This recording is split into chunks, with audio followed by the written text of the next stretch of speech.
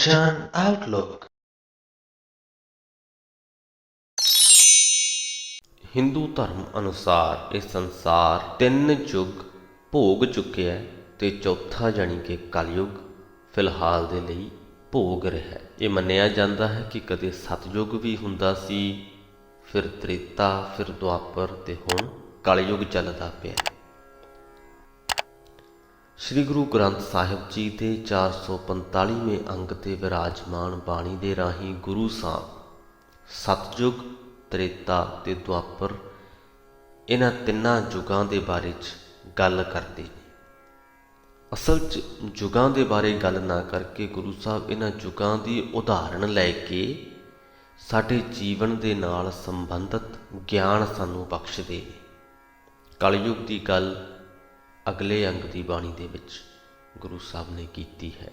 Video ਚੰਗੀ ਲੱਗੇ ਤੇ ਅੱਗੇ ਲੋਕਾਂ ਤੱਕ ਜ਼ਰੂਰ ਪਹੁੰਚਾ ਦਿਓ। ਤੇ ਹੁਣ ਬਹੁਤਾ ਸਮਾਂ ਨਾ ਲੈਂਦੇ ਹੋਏ ਆਓ ਸ਼ੁਰੂਆਤ ਕਰੀਏ। ਜਿਨ ਹਰ ਮੀਠ ਲਗਾਨਾ ਤੇ ਜਨ ਪ੍ਰਧਾਨਾ ਤੇ ਉੱਤਮ ਹਰ ਹਰ ਲੋਗ ਜੀਓ। ਜਿਨ੍ਹਾਂ ਦੇ ਮਨ ਵਿੱਚ ਪ੍ਰਮਾਤਮਾ ਦਾ ਨਾਮ ਮਿੱਠਾ ਲੱਗ ਜਾਵੇ, ਪਿਆਰਾ ਲੱਗ ਜਾਵੇ, ਉਹ ਇੱਜ਼ਤ ਵਾਲੇ ਹੋ ਜਾਂਦੇ ਆ, ਪ੍ਰਧਾਨ ਮੰਨੇ ਪ੍ਰਮੰਨੇ ਬਣ ਜਾਂਦੇ ਆ। ਬਾਕੀ ਸਾਰੀ ਖਲਕਤ ਨਾਲੋਂ ਉਹ ਲੋਕ ਸ੍ਰੇਸ਼ਟ ਹੋ ਜਾਂਦੇ ਆ। ਹਰ ਨਾਮ ਵਡਾਈ, ਹਰ ਨਾਮ ਸਖਾਈ, ਗੁਰ ਸ਼ਬਦੀ ਹਰ ਰਸ ਭੋਗ ਜੀਓ। ਪ੍ਰਮਾਤਮਾ ਦਾ ਨਾਮ ਹੀ ਉਹਨਾਂ ਲਈ ਇੱਜ਼ਤ ਮਾਣ ਹੈ, ਵਡਿਆਈ ਹੈ। ਪ੍ਰਮਾਤਮਾ ਦਾ ਨਾਮ ਹੀ ਉਹਨਾਂ ਦਾ ਸੱਚਾ ਸਾਥੀ ਹੈ। ਗੁਰੂ ਦੇ ਸ਼ਬਦ ਵਿੱਚ ਹੀ ਉਹਨਾਂ ਨੂੰ ਸਾਰੇ ਪ੍ਰਕਾਰ ਦੇ ਜਿਹੜੇ ਰਸ ਹੈ ਉਹਨਾਂ ਦਾ ਆਨੰਦ ਮਿਲ ਜਾਂਦਾ ਹੈ। ਹਰ ਰਸ ਭੋਗ ਮਹਾ ਨਿਰਜੋਗ, ਵਡਭਾਗੀ ਹਰ ਰਸ ਪਾਇਆ। ਉਹ ਮਨੁੱਖ ਸਦਾ ਹੀ ਹਰੀ ਨਾਮ ਰਸ ਮਾਣਦੇ ਹਨ ਤੇ ਇਹਦੀ ਬਰਕਤ ਦੇ ਨਾਲ ਬਾਕੀ ਦੇ ਰਸਾਂ ਤੋਂ ਨਿਰਲੇਪ ਰਹਿੰਦੇ ਹਨ। ਵੱਡੀ ਕਿਸਮਤ ਦੇ ਨਾਲ ਉਹਨਾਂ ਨੂੰ ਪ੍ਰਮਾਤਮਾ ਦੇ ਨਾਮ ਦਾ ਆਨੰਦ ਮਿਲ ਗਿਆ ਹੁੰਦਾ ਹੈ। ਸੇ ਧਨ ਵੱਡੇ ਸਤਿਪੁਰਖਾ, ਪੂਰੇ ਜਿਨ ਗੁਰਮਤਿ ਨਾਮ ਧਿਆਇਆ। ਇਹ ਭਾਈ, ਜਿਨ੍ਹਾਂ ਮਨੁੱਖਾਂ ਨੇ ਗੁਰੂ ਦੀ ਮੱਤ ਲੈ ਕੇ ਪ੍ਰਭੂ ਦਾ ਨਾਮ ਸਿਮਰਿਆ, ਉਹ ਵੱਡੇ ਭਾਗਾਂ ਵਾਲੇ ਬਣ ਗਏ, ਉੱਚੇ ਅਤੇ ਪੂਰੇ ਆਤਮਿਕ ਜੀਵਨ ਵਾਲੇ ਬਣ ਗਏ। ਜਨ ਨਾਨਕ ਰੇਣ ਮੰਗੈ ਪਗ ਸਾਧੂ, ਮਨ ਚੁੱਕਾ ਸੋਗ ਵਿਯੋਗ ਜੀਓ। ਦਾਸ ਨਾਨਕ ਗੁਰੂ ਦੇ ਚਰਨਾਂ ਦੀ ਧੂੜ ਮੰਗਦਾ ਹੈ, ਕਿਉਂਕਿ ਜਿਸ ਨੂੰ ਵੀ ਇਹ ਧੂੜ ਪ੍ਰਾਪਤ ਹੋ ਜਾਂਦੀ ਹੈ ਉਹਦੇ ਮਨ ਵਿੱਚ ਵਸ ਰਿਹਾ ਚਿੰਤਾ ਫਿਕਰ ਦੂਰ ਹੋ ਜਾਂਦਾ ਹੈ। ਪ੍ਰਭੂ ਚਰਨਾਂ ਤੋਂ ਵਿਛੋੜੇ ਦਾ ਉਹਦਾ ਦੁੱਖ ਦੂਰ ਹੋ ਜਾਂਦਾ ਹੈ।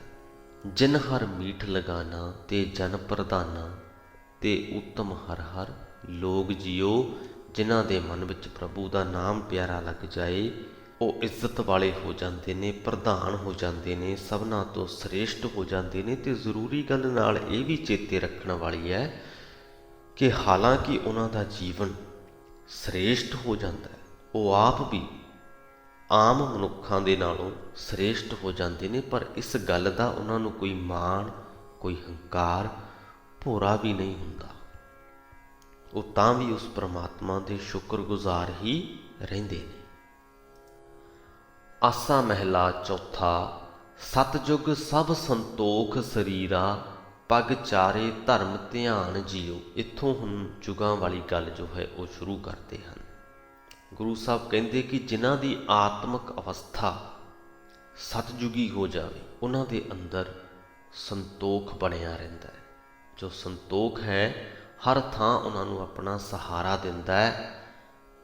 ਹਰ ਵੇਲੇ ਮੁਕੰਮਲ ਧਰਮ ਉਹਨਾਂ ਦੇ ਜੀਵਨ ਦਾ ਨਿਸ਼ਚਾ ਬਣ ਜਾਂਦਾ ਹੈ, ਉਹਨਾਂ ਦੇ ਜੀਵਨ ਦਾ ਟੀਚਾ ਬਣ ਜਾਂਦਾ ਹੈ।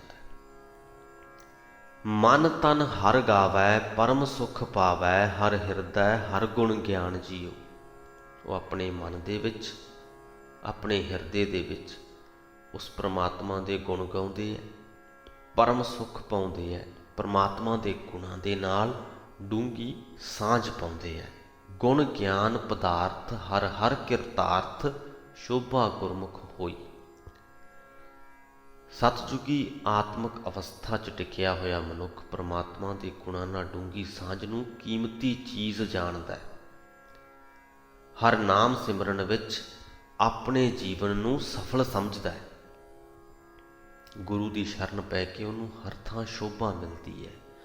ਅੰਤਰ ਬਾਹਰ ਹਰ ਪ੍ਰਭ ਏਕੋ, ਦੂਜਾ ਅਵਰ ਨਾ ਕੋਈ। ਉਹਨੂੰ ਆਪਣੇ ਅੰਦਰ ਵੀ ਤੇ ਬਾਕੀ ਦੁਨੀਆ ਦੇ ਵਿੱਚ ਵੀ ਇੱਕ ਹੀ ਪ੍ਰਮਾਤਮਾ ਵਸਿਆ ਨਜ਼ਰ ਆਉਂਦਾ ਹੈ। ਇੱਕ ਪ੍ਰਮਾਤਮਾ ਤੋਂ ਇਲਾਵਾ ਕੋਈ ਦੂਜਾ ਉਹਨੂੰ ਨਹੀਂ ਦਿੰਦਾ। ਹਰ ਹਰ ਲਿਵ ਲਾਈ, ਹਰ ਨਾਮ ਸਖਾਈ, ਹਰ ਦਰਗਹਿ ਪਾਵੈ ਮਾਨ ਜੀਓ। ਜਿਹੜਾ ਮਨੁੱਖ ਪ੍ਰਮਾਤਮਾ ਦੇ ਚਰਨਾਂ ਵਿੱਚ ਸੁਰਤ ਜੋੜਦਾ ਹੈ, ਪ੍ਰਮਾਤਮਾ ਸਦਾ ਦੇ ਲਈ ਉਹਦਾ ਸਾਥੀ ਬਣ ਜਾਂਦਾ ਹੈ। ਉਹ ਮਨੁੱਖ ਪ੍ਰਮਾਤਮਾ ਦੀ ਹਜ਼ੂਰੀ ਵਿੱਚ ਆਦਰ ਪਾਉਂਦਾ ਹੈ। ਸਤਜੁਗ ਸਭ ਸੰਤੋਖ ਸਰੀਰਾ, ਪਗ ਚਾਰੇ ਧਰਮ ਧਿਆਨ ਜੀਓ। ਅਜਿਹੇ ਸਤਜੁਗੀ ਆਤਮਿਕ ਅਵਸਥਾ ਦੇ ਵਿੱਚ ਟਿਕੇ ਹੋਏ ਮਨੁੱਖ ਨੂੰ ਹਰ ਥਾਂ ਸੰਤੋਖ ਆਪਣਾ ਸਹਾਰਾ ਦਿੰਦਾ ਹੈ ਤੇ ਮੁਕੰਮਲ ਧਰਮ ਉਹਦੇ ਜੀਵਨ ਦਾ ਨਿਸ਼ਾਨਾ ਬਣਿਆ ਰਹਿੰਦਾ ਹੈ। ਤੇਤਾ ਜੁਗ ਆਇਆ ਅੰਤਰ ਜੋਰ ਪਾਇਆ, ਜਤ ਸੰਜਮ ਕਰਮ ਕਮਾਏ ਜੀਓ। ਜਿਸ ਮਨੁੱਖ ਦੀ ਆਤਮਿਕ ਅਵਸਥਾ ਤ੍ਰੇਤੇ ਯੁੱਗ ਵਾਲੀ ਹੋਵੇ, ਉਹਦੇ ਅੰਦਰ ਦੂਜਿਆਂ ਉੱਤੇ ਧੱਕਾ ਕਰਨ ਦਾ ਸੁਭਾਅ ਆ ਵਸਦਾ। ਉਹ ਕਰਮ ਕਾਂਡ ਦੇ ਵਿੱਚ, ਸੰਜਮ ਦੇ ਵਿੱਚ ਲੱਗ ਜਾਂਦਾ ਹੈ, ਆਪਣੇ ਗਿਆਨ ਇੰਦਰੀਆਂ ਨੂੰ ਵਸ ਕਰਨ ਦੇ ਵਿੱਚ ਲੱਗ ਜਾਂਦਾ ਹੈ।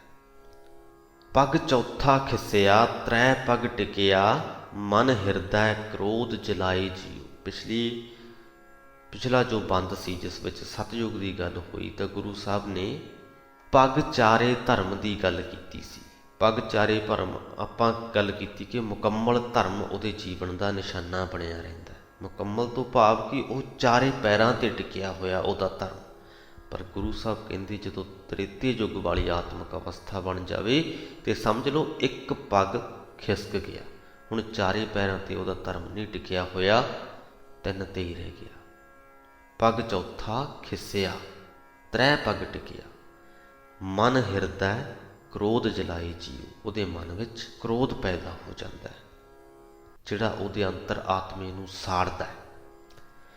ਮਨ ਹਿਰਦੈ ਕ੍ਰੋਧ ਮਹਾ ਵਿਸਲੋਧ, ਨਿਰਭਤਾਵੈ ਲੜ ਦੁੱਖ ਪਾਇਆ।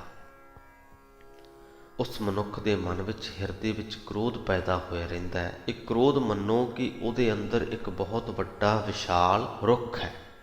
ਇਹ ਉਹ ਸਮਾਂ ਹੋ ਜਾਂਦਾ ਜਦੋਂ ਇੱਕ ਦੂਜੇ ਦੇ ਉੱਤੇ ਰਾਜਿਆਂ ਨੇ ਹਮਲੇ ਕਰਨੇ ਸ਼ੁਰੂ ਕੀਤੇ, ਯਾਨੀ ਕਿ ਤ੍ਰੇਤੇ ਯੁੱਗ ਵਾਲੀ ਆਤਮਿਕ ਅਵਸਥਾ ਵਾਲਾ ਮਨੁੱਖ ਦੂਜਿਆਂ ਦੇ ਨਾਲ ਲੜਾਈ ਝਗੜੇ ਕਰਨ ਲੱਗਦਾ ਹੈ। ਜਿੰਨਾ ਕੁ ਉਹਦੇ ਕੋਲ ਹੈ ਉਹਦੇ 'ਚ ਉਹਨੂੰ ਸਬਰ ਨਹੀਂ, ਸੰਤੋਖ ਜੋ ਸਤਜੁਗੀ ਕੋਲ ਸੀ ਉਹਦਾ ਉਹ ਸੰਤੋਖ ਖੁੱਸ ਗਿਆ।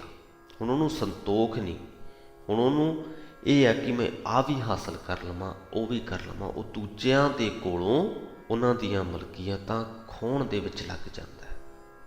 ਤੇ ਕ੍ਰੋਧ ਦਾ ਜਿਹੜਾ ਰੁੱਖ ਉਹਦੇ ਅੰਦਰ ਉੱਗਿਆ ਹੁੰਦਾ ਹੈ, ਉਹਦੀ ਸਹਾਇਤਾ ਕਰਦਾ ਹੈ, ਉਹਨੂੰ ਹੋਰ ਜ਼ਿਆਦਾ ਉਤਸ਼ਾਹਿਤ ਕਰਦਾ ਹੈ ਕਿ ਤੂੰ ਲੜ ਝਗੜ ਤੇ ਦੂਜਿਆਂ ਦੇ ਕੋਲੋਂ ਕੀਮਤੀ ਵਸਤੂਆਂ ਤੇ ਉਹਨਾਂ ਦੀਆਂ ਮਲਕੀਅਤਾਂ ਨੂੰ ਹਥਿਆ।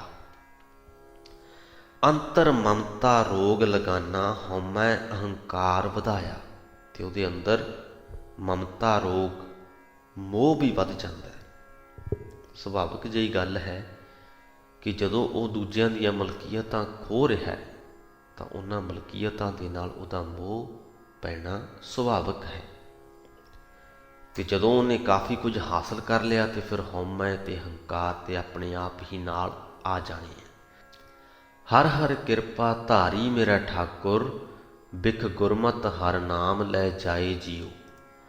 ਪਰ ਜਿਸ ਮਨੁੱਖ ਦੇ ਉੱਪਰ ਪ੍ਰਮਾਤਮਾ ਦੀ ਮਿਹਰ ਹੋ ਜਾਵੇ, ਗੁਰੂ ਦੀ ਮੱਤ ਦੀ ਬਰਕਤ ਨਾਲ, ਹਰੀ ਨਾਮ ਦੀ ਬਰਕਤ ਨਾਲ ਉਹਦੇ ਅੰਦਰੋਂ ਇਹ ਹਉਮੈ ਦਾ, ਕ੍ਰੋਧ ਦਾ, ਮਮਤਾ ਰੋਗ ਦਾ ਜ਼ਹਿਰ ਜਿਹੜਾ ਹੈ ਉਹ ਉਤਰ ਜਾਂਦਾ ਹੈ।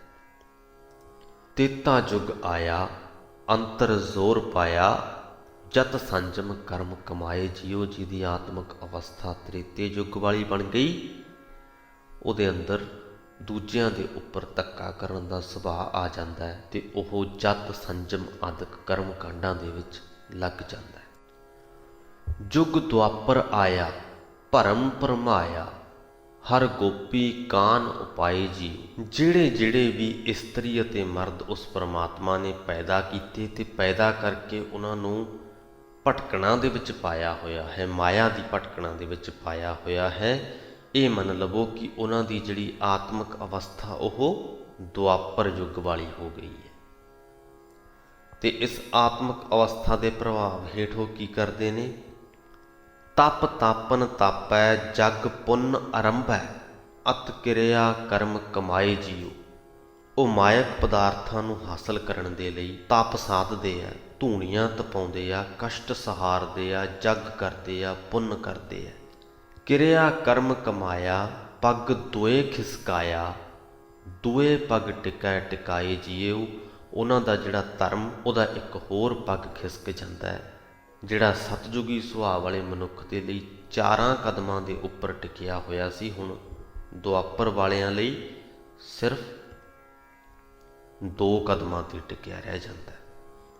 ਇਸ ਆਤਮਿਕ ਅਵਸਥਾ ਵਾਲਾ ਮਨੁੱਖ ਅਸਲ ਪਰਮਾਤਮਾ ਦੇ ਨਾਲ ਸਾਂਝ ਗੰਢਣ ਦੀ ਬਜਾਏ ਕਿਰਿਆ ਕਰਮਾਂ ਦੇ ਵਿੱਚ ਪੈ ਜਾਂਦਾ ਹੈ, ਮਿਥੇ ਹੋਏ ਧਾਰਮਿਕ ਕਾਰਜਾਂ ਦੇ ਵਿੱਚ ਪੈ ਜਾਂਦਾ ਹੈ। ਮਹਾਯੁੱਧ ਜੋਧ ਬਹੁ ਕੀਨੇ ਵਿੱਚ ਹਉਮੈ ਪਚੈ ਪਚਾਏ ਜੀਉ। ਦੁਆਪਰ ਯੁੱਗ ਵਾਲੀ ਆਤਮਿਕ ਅਵਸਥਾ ਦੇ ਪ੍ਰਭਾਵ ਅਧੀਨ ਵੱਡੇ ਵੱਡੇ ਸੂਰਮੇ ਵੱਡੇ ਵੱਡੇ ਯੁੱਧ ਮਚਾ ਲੈਂਦੇ ਆ, ਆਪਣੀ ਹਉਮੈ ਦੇ ਕਾਰਨ ਆਪ ਵੀ ਸੜਦੇ ਆ, ਦੂਜਿਆਂ ਨੂੰ ਵੀ ਸਾੜਦੇ ਆ। ਦੀਨ ਦਇਆਲ ਗੁਰ ਸਾਧ ਮਿਲਾਇਆ ਮਿਲ ਸਤਿਗੁਰ ਮਲ ਲੈ ਜਾਏ ਜੀਉ। ਦੀਨਾਂ ਉੱਤੇ ਦਇਆ ਕਰਨ ਵਾਲੇ ਪਰਮਾਤਮਾ ਨੇ ਜਿਸ ਮਨੁੱਖ ਨੂੰ ਗੁਰੂ ਮਿਲਾ ਦਿੱਤਾ, ਗੁਰੂ ਨੂੰ ਮਿਲ ਕੇ ਉਹਦੇ ਅੰਦਰੋਂ ਮਾਇਆ ਦੀ ਮੈਲ ਜਿਹੜੀ ਉਹ ਲੈ ਜਾਂਦੀ ਹੈ। ਉਹ ਦੁਆਪਰ ਜੋਗੀ ਆਤਮਿਕ ਅਵਸਥਾ ਵਾਲਾ ਹੁੰਦੇ ਹੋਏ ਵੀ ਸਤਜੁਗ ਵੱਲ ਨੂੰ ਵੱਧ ਜਾਂਦਾ ਹੈ। ਜੁਗ ਦੁਆਪਰ ਆਇਆ ਭਰਮ ਭਰਮਾਇਆ ਹਰ ਗੋਪੀ ਕਾਨ ਉਪਾਏ ਜੀਉ। ਜੋ ਜੋ ਇਸਤਰੀ ਮਰਦ ਪਰਮਾਤਮਾ ਨੇ ਪੈਦਾ ਕੀਤੇ ਤੇ ਪੈਦਾ ਕਰਕੇ ਜਿਨ੍ਹਾਂ ਨੂੰ ਮਾਇਆ ਦੀ ਭਟਕਣਾ ਦੇ ਵਿੱਚ ਭਟਕਾ ਦਿੱਤਾ, ਉਹਨਾਂ ਦੀ ਆਤਮਿਕ ਅਵਸਥਾ ਦੁਆਪਰ ਯੁੱਗ ਵਾਲੀ ਸਮਝੋ। ਸੋ ਇਸ ਦੇ ਨਾਲ ਹੀ ਸ੍ਰੀ ਗੁਰੂ ਗ੍ਰੰਥ ਸਾਹਿਬ ਜੀ ਦੇ 445ਵੇਂ ਅੰਗ ਦੀ ਬਾਣੀ ਦੀ ਵਿਆਖਿਆ ਦੀ ਸਮਾਪਤੀ ਹੁੰਦੀ ਹੈ ਜੀ। ਕਲਯੁਗ ਦੀ ਗੱਲ ਗੁਰੂ ਸਾਹਿਬ 446ਵੇਂ ਅੰਗ ਦੀ ਬਾਣੀ ਦੇ ਵਿੱਚ ਕਰਨਗੇ ਤੇ ਅਗਲੀ ਵੀਡੀਓ ਦੇ ਰਾਹੀਂ ਆਪਾਂ ਉਹ ਵੀ ਜਾਣ ਲਵਾਂਗੇ ਕਿ ਕਲਯੁਗੀ ਅਵਸਥਾ ਵਾਲਾ ਮਨੁੱਖ ਕੀ ਕਰਦਾ ਹੈ। ਅੱਜ ਦੀ ਗੁਰਬਾਣੀ ਦੇ ਰਾਹੀਂ ਅਸੀਂ ਜਾਣਿਆ ਕਿ ਮਨੁੱਖ ਸਤਜੁਗੀ ਆਤਮਿਕ ਅਵਸਥਾ ਵਾਲਾ ਵੀ ਹੋ ਸਕਦਾ ਹੈ, ਤ੍ਰੇਤੇ ਯੁੱਗ ਵਾਲੀ ਆਤਮਿਕ ਅਵਸਥਾ ਵਾਲਾ ਵੀ ਹੋ ਸਕਦਾ ਹੈ ਤੇ ਦੁਆਪਰ ਯੁੱਗ ਵਾਲੀ ਆਤਮਿਕ ਅਵਸਥਾ ਵਾਲਾ ਵੀ ਹੋ ਸਕਦਾ ਹੈ। ਜੋ ਸਤਜੁਗੀ ਹੈ ਉਹਦਾ ਧਰਮ 4 ਪੈਰਾਂ 'ਤੇ ਟਿਕਿਆ, ਮੁਕੰਮਲ ਧਰਮ ਉਹਦੇ ਜੀਵਨ ਦਾ ਨਿਸ਼ਾਨਾ ਹੈ।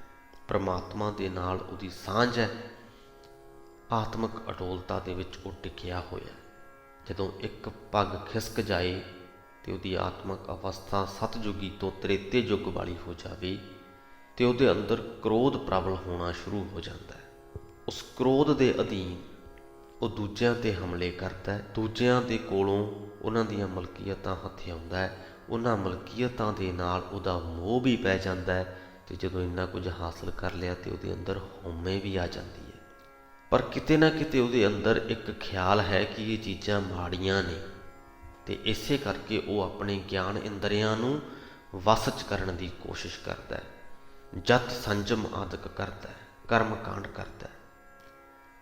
ਤੇ ਜਦੋਂ ਇਹਦੇ ਤੋਂ ਵੀ ਅੱਗੇ ਖਿਸਕ ਜਾਵੇ, ਇੱਕ ਹੋਰ ਪੱਗ ਖਿਸਕ ਜਾਵੇ, ਤ੍ਰੇਤੇ ਤੋਂ ਵੀ ਦੁਆਪਰ ਯੁੱਗ ਵਾਲੀ ਉਹਦੀ ਆਤਮਿਕ ਅਵਸਥਾ ਹੋ ਜਾਵੇ ਤਾਂ ਮਾਇਆ ਦੀ ਭਟਕਣਾ ਇੰਨੀ ਕੁ ਵੱਧ ਜਾਂਦੀ ਹੈ ਕਿ ਜਿਹੜਾ ਤ੍ਰੇਤੇ ਯੁੱਗ ਵਾਲਾ ਆਪਣੀਆਂ ਇੰਦਰੀਆਂ ਨੂੰ ਵਸ 'ਚ ਕਰਨ ਲਈ ਕਰਮ ਕਾਂਡ ਕਰਦਾ ਸੀ, ਦੁਆਪਰ ਵਾਲਾ ਹੋਰ ਮਾਇਕ ਪਦਾਰਥਾਂ ਨੂੰ ਹਾਸਲ ਕਰਨ ਦੇ ਲਈ ਕਰਮ ਕਾਂਡ ਕਰਦਾ ਹੈ। ਉਹ ਦਾਨ ਪੁੰਨ ਕਰਦਾ ਹੈ ਕਿ ਪ੍ਰਮਾਤਮਾ ਖੁਸ਼ ਹੋ ਕੇ ਉਹਨੂੰ ਵਧੇਰਾ ਦੇਵੇਗਾ, ਤਪ ਸਾਧਦਾ ਹੈ ਤੇ ਦੂਜਿਆਂ ਕੋਲੋਂ ਹਥਿਆਉਣ ਦੀ ਇੱਛਾ ਸ਼ਕਤੀ ਹਾਲੇ ਵੀ ਉਹਦੇ ਅੰਦਰੋਂ ਨਹੀਂ ਜਾਂਦੀ, ਬਲਕਿ ਪਹਿਲਾਂ ਨਾਲੋਂ ਵੀ ਜ਼ਿਆਦਾ ਪ੍ਰਬਲ ਹੋ ਜਾਂਦੀ ਹੈ। ਪਰ ਮਨੁੱਖ ਦੀ ਆਤਮਿਕ ਅਵਸਥਾ ਕਿਉਂ ਜਿਹੀ ਵੀ ਕਿਉਂ ਨਾ ਹੋਵੇ, ਉਸ ਪਰਮਾਤਮਾ ਦੇ ਕੋਲ ਸ਼ਕਤੀ ਹੈ, ਤਾਕਤ ਹੈ। ਉਸ ਪਰਮਾਤਮਾ ਨੇ ਗੁਰੂ ਰੂਪ ਇੱਕ ਰਸਤਾ ਮਨੁੱਖ ਦੇ ਲਈ ਪੈਦਾ ਕੀਤਾ ਹੈ, ਜਿਹਦੇ ਤੇ ਉਹਦੀ ਮਿਹਰ ਹੁੰਦੀ ਹੈ। ਉਹਨੂੰ ਗੁਰੂ ਦੇ ਲੜ ਲਾ ਕੇ ਸਤਜੁਗੀ ਅਵਸਥਾ ਦੇ ਵੱਲ ਪ੍ਰਮਾਤਮਾ ਪ੍ਰੇਰਿਤ ਕਰ ਦਿੰਦਾ ਹੈ। ਸੋ ਇਸੇ ਸੰਦੇਸ਼ ਦੇ ਨਾਲ ਹੀ ਅੱਜ ਦੀ ਵੀਡੀਓ ਦੀ ਸਮਾਪਤੀ ਕਰਦੇ ਹਾਂ ਜੀ। ਬੁਲਾਓ ਫਤਿਹ। ਵਾਹਿਗੁਰੂ ਜੀ ਕਾ ਖਾਲਸਾ, ਵਾਹਿਗੁਰੂ ਜੀ ਕੀ ਫਤਿਹ।